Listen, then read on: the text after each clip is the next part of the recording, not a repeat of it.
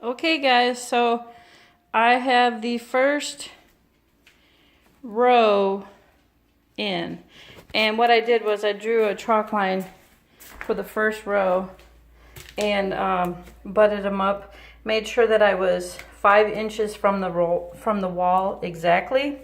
And what I did was I used my trim. See that little line I have? That is where I want the trim to, or the flooring to be out far from the wall. So when the trim sits on it, that's what it's gonna look like. Is that split the difference from that. So yeah, so what do you guys think? First row is down, and there are some really neat, look at how the pattern is in this wood. This is gonna look so awesome when it's completely done because of all the grains in it. And you see that that butt joint?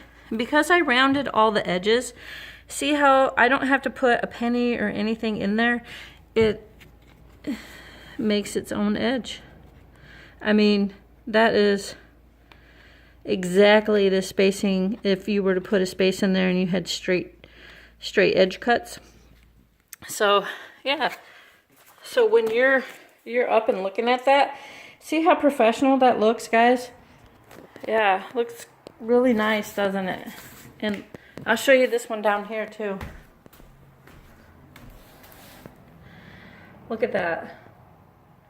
I mean, you couldn't ask for a better seam that looks professional because you just rounded the edges off. Yeah, so what I'm using is 2-inch brads in my nailer gun, and I'll show you those. Hold on a second here.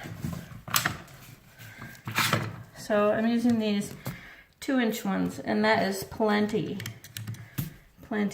I was gonna go longer, but nah, I think that 2 inches is gonna be plenty because the board is only about maybe a little bit less than 1/4 inch, so I should have plenty going into the floor.